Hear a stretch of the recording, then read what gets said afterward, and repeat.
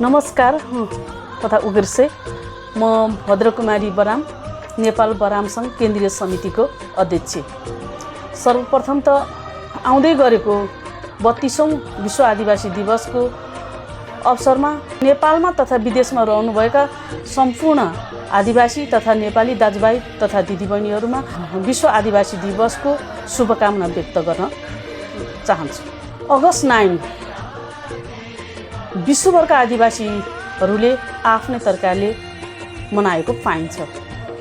यसै गरी नेपालका आदिवासीहरूले पनि नेपाल आदिवासी जनजाति महासङ्घको आयोजनामा श्रावण 24 गते काठमाडौँ खुल्ला मञ्चमा मनाउन गइरहेका छ। सोही कार्यक्रम मार्फत नेपालका आदिवासीहरूले आफ्नो भाषा, संस्कृति, पहिचानको बारेमा नेपाल सरकार तथा विश्व समुदायलाई प्रस्तुत गर्ने प्रयत्न गरेको छ। बराम समुदायको सन्दर्भमा आजभन्दा 7 वर्ष अगाडि सम्मानित सर्वोच्च अदालतले बराम जातिको भाषा संस्कृति संरक्षण गर्नुपर्छ भन्दै बराम संस्कृति तथा विशेष क्षेत्र घोषणा गर्नुपर्छ भनेर आदेश दिएको थियो।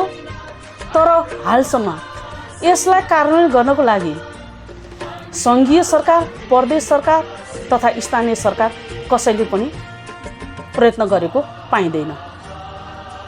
यसैलाई मध्यनजर गर्दै नेपाल बराम सङ्घले जातीय पोसाक, सांस्कृतिक र्याली सहित नेपाल बराम सङ्घको ब्यानरमा सम्मानित सर्वोच्च अदालतको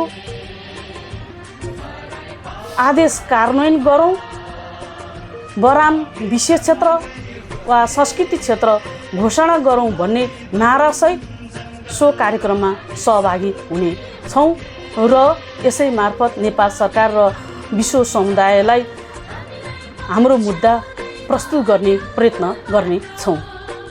यसै गरी म अन्य आदिवासी जनजातिहरूलाई पनि आफ्नो समुदायको मुद्दालाई प्रस्तुत गर्नको लागि जातीय पोसाक तथा सांस्कृतिक र्यालीमा सहभागी भई विश्व आदिवासी दिवसलाई भव्य रूपमा सफल पारौँ भन्न चाहन्छु। हस्त धन्यवाद।